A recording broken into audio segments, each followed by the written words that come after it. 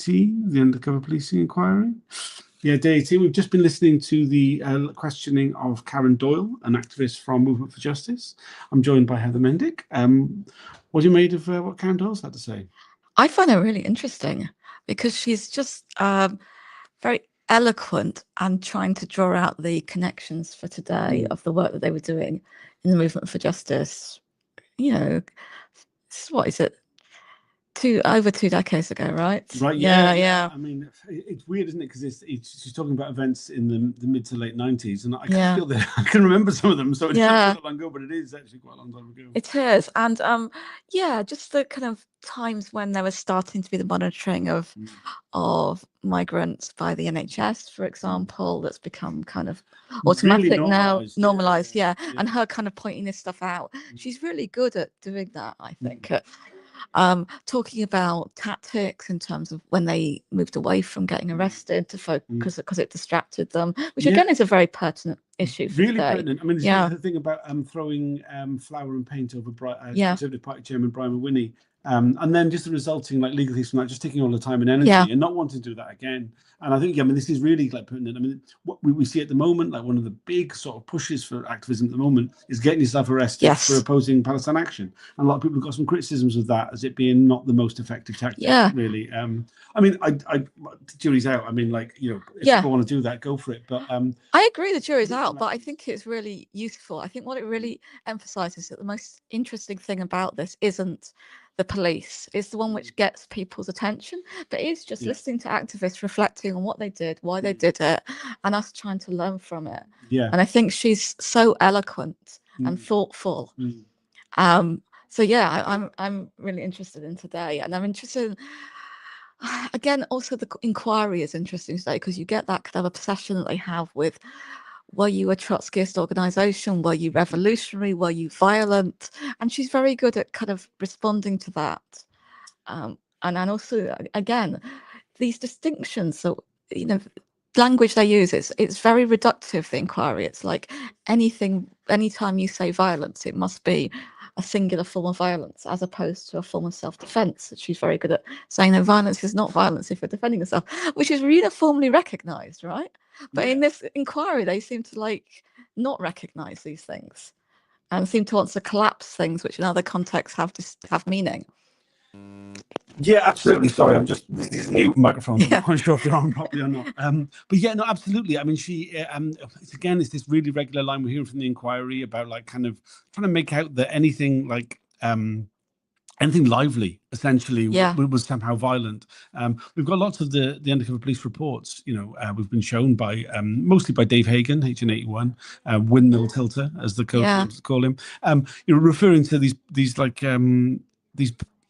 meetings, open public meetings with the police as being set, if you were to read the language used, it sounds like they're public order incidents. It's insane. And also there's this weird bit where he's just plumped down in the middle of Brixton. He wanders around to try and find out who's handing out leaflets. Right. I mean, there's no targeting. No. I mean, that his targeting was on Brixton as an area, as opposed to a specific group. I mean, he even said, can't I just go and join the local SWP? And they're like, if you do that, don't get too associated with them. We want a roving remit. The targeting document by John Webb. It says this roving remit of public order in the Brixton area, incredibly open-ended. Yeah, and so he's looking at 2 groups. He turns up 2 groups who hand out leaflets. No justification for them as public order issues. It just really emphasises what a complete waste of time this was, even in relation to its stated remit. Yeah, absolutely. The 2 groups are London Greenpeace, who we didn't go on to infiltrate, but as we know, were incredibly heavily infiltrated in the 80s and 90s. And Movement for Justice. There's some glee in his reports, they're all black. Yes. As this was a reason to infiltrate them. I mean, the reality is they weren't all black. I mean, Karen Doyle is a white woman, a white Irish woman. And she said, no, they were very integrated group. That was the whole point. And the idea, he claims, they were only giving out leaflets to black people. It's like, well, how did he get one then? Yes. How come he got invited to the public meeting? I mean, it's just a ridiculous statement. Yeah, I mean, it's all contradictory. And there's a lot, you're right, it's a lot of glee. There's, they only have 61 quid. That's why they can't print leaflets. And they're trying to sell papers, but they all got wet. And it's just, it kind of almost trivializes his job, because this is a group that in meetings was getting 10 to 20 people. It wasn't a big deal. he was allegedly partly interested because they were a front for, in his words, for the Revolutionary Internationalist League. Is that right, Real? Yes, the Revolutionary Internationalist League, a very, very small Trotskyite group, of which Karen says that there was never more than 10 members, only like 5 to 7, she says. We're active. It's insane. Yeah. Again, it shows just what all these police resources put into a group that just wasn't a huge thing. And yeah, they were very effective. She is very good at pointing out they are very effective at campaigns against stop and search. And this kind of reveals why they really were infiltrated, because over and over again, these kind of ludicrous public order and front explanations are given for infiltrating campaigns which were against the police and were calling for police accountability and were largely effective at getting some police accountability. And this is the unspoken subtext of so much of this, is that the police did not want people looking at them and started to divert loads and loads of police resources to attacking campaigns that did. Yeah, no, absolutely. It's only a short break. We'll be going back in fairly soon. There was a breach this morning. We can't talk about anything about it, but if people are wondering why there was a 10-minute break in broadcast, that'll be why that was. Incredibly frustrating. I don't think it was actually anything that Karen Doyle said. I think it was actually something that which the inquiry did, which was the reason for the breach, which is doubly irritating. I'm not sure how much.